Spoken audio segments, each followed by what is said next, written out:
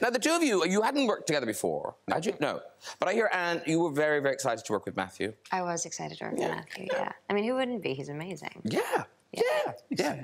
I was excited to work with Anne. Yeah, but tell the people why you were excited to work with Matthew. Well, I was... There were a few reasons. I had been a fan for, you know, a while, like many people. And I remember sitting down with Chris, to talk about the film. He said he'd written a new screenplay, and he told me the story, and I thought it sounded amazing. And I said, well, that lead role sounds unbelievable. Who are you going to cast in it? And he said, well, I've been thinking about Matthew McConaughey. And, you know, everybody flashback, this is in early 2013, so the McConaugheissance hasn't happened yet. So we haven't, you know, woken up to the genius of this man yet. and he goes, oh, you think that's a good idea? Have you seen Mud? And I said, no, I've seen Magic Mike. And Chris goes, oh, yeah, well, most people who have seen Mud think that, you know, he's really, really famous. And I'm just like, Magic Mike. Magic Mike is the performance.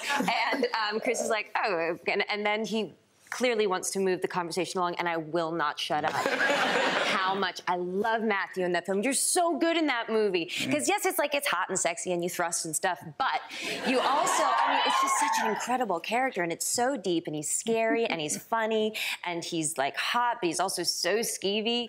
And it's just, it's like, and I remember I walked out of the theater, and you know this, I walked out of the theater and I turned to all my friends, because we all went to see it together, and I said, Matthew McConaughey is going to win an Oscar. And I knew it the second I saw you, like, pressed up in that breakdancing pose, scissor leg, with the camera shooting up your Cobra cod piece. Yeah. Scissor leg, I said, that man is going to win an Oscar, and I was right!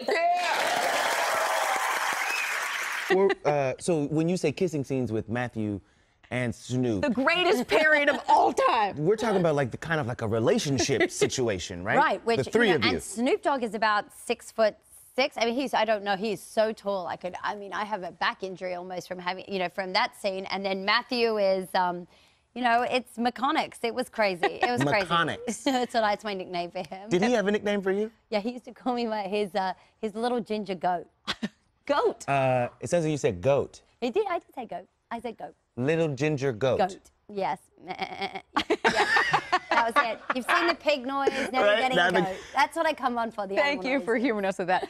Can you just talk to us a little bit about, like, the toe-sucking scene? What is the toe? I need to know about it. Everybody's talking about it in our office. Everybody came back and they were like, yeah, this is a scene, I've never seen anything like this before. So explain what's going on. I mean, it was sort of semi-improvised, but Matthew has been away, his character Moondog's been away for a period of time. He's an artist. He's a very kind of hedonistic, sort of free spirit. My character and his character have a very bohemian relationship, and he comes back and begins to suck my toes. And I did think, oh, I said, Matthew, I've been walking around set with no shoes on, and it's late in the afternoon. You really wanna? But it was too late. They were in his mouth. Oh, and so when you say like improv, like that's like, oh, we're going. You don't like get to dip your toe in like a Listerine or like a, you know, mint it up or anything? No, I did not have a foot facial before my big moment. No, you kind of work on things and play around in rehearsal. And what's great about working with someone like Matthew is he's just such a pro. Once he's in character, he's really, I don't know, he's a really, really talented performer. With Matthew, because he's a massive talent, but he's also not an unattractive man. Is that a double negative? Not an unattractive man? It was great working with him, I have to say. You know, he really went into character, you know, to such a deep level, you know, and he was very committed and focused in the role. And yeah, so great. I mean, great to have him, you know, also help me a little bit with my southern accent at times. Yeah, it was very fun. You know, because the way the movie is structured, did you ever get to really have time to converse with McConaughey and work out your scenes with him? And yeah, well, we share maybe 20 seconds on the screen together, you know, and the great part about, you know, Matthew McConaughey, one of the reasons, you know, I believe he is, you know, one of the greatest actors, period, you know, is because of his commitment to the work. And so I don't know if anybody met Matthew McConaughey, you know what I'm saying, while we were at work. I think Rick Singer was there, you know, in the avatar of this Matthew McConaughey. You know what I'm saying? So, but his presence, you know, his presence, his essence, knowing he was working on this with us, you know, was inspiring. You know, when you had movies. Let's talk about Matthew McConaughey and Anne Hathaway, but Matthew, like I mean, how did you choose him? I mean, why? I mean, we already know why, but he's just incredible. He's a classic. I wanted the hero to be a hero in the sort of conventional sense, because later on we would sort of demolish that. But he can be that person. He can be that rugged, closed down, unapproachable male hero. But then when the stakes change, as the twist happens, he's a complex enough actor and sophisticated enough actor to deal with that as well. Well, I think Matthew McConaughey is amazing in this role. I can't really imagine anyone else playing it after seeing it. How hard did you have to go to get him for this? I remember sending the script to his agent in like 2008, and I had this speech prepared, and I had rehearsed it, and I said, the only Academy Award John Wayne ever won was for Rooster Cogburn in True Grit. And that's because it took advantage of everything great about John Wayne, but it allowed him to funnel that into a real character. And cut to like 2 years later, they still hadn't returned my phone call, really. But you know, I wasn't ready to make Mud, and maybe they knew that. I don't know. Now, did you write it with Matthew McConaughey in mind? I feel like maybe you did. Yeah, definitely. I thought Matthew's kind of got this like reputation as like an iconic stoner, and I thought maybe I could push his character into something hyper real and something kind of pretty out there. So whose idea was it to get him naked, stoned, and playing the bongos? You got to ask him. I think that's his natural state. Because it's literally partying like it's 1999. Yeah. I think that's his natural state. Did you meet Matthew McConaughey on? Did you get to know each other on that film? No, I didn't get to know him on that film, but we shared an agent in Dallas. Oh.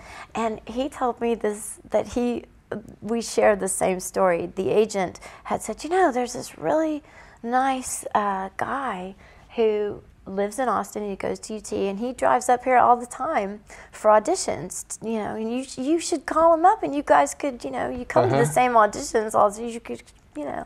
And she was telling him the same thing. And when we did meet on the set of Texas Chainsaw Massacre, we just go, oh, you're that guy. Oh. And we both laughed because we said there was no way that I was going to call you and get stuck in the car for 4 hours each way with some actor. Oh, anyway, we've been friends a very long time. Matthew McConaughey. What's not to like? It's Matthew McConaughey. He is amazing. How can you not crush on him? I did a movie with him, actually, Failure to Launch, years ago. That's right, yes! And I play his girlfriend in a movie, so the first time I met him, I had to jump into bed with him, so this is the second time I get a chance to work with him. And he is just so rich in terms of an actor, surprising another actor, and so much fun to work with. Just his stare is just, and his voice, and it's just, you can't help but just be like mesmerized. All right, Abby Lee. Matthew McConaughey. Oh my gosh, I just a mensch, really. You know, he's somebody who's just so good and locked into what he does, and he's a good guy. He's a good guy. He's a really good guy. He's a great guy.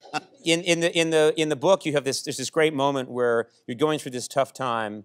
You've had the hair plugs put in, but you lost your voice, and you run into Matthew McConaughey of all people. I did. And you confess to him. I confessed to him, and maybe I was fishing for information. If maybe possibly he had gone through something like I had gone through. Yeah. Not with the voice, but with the other part, and.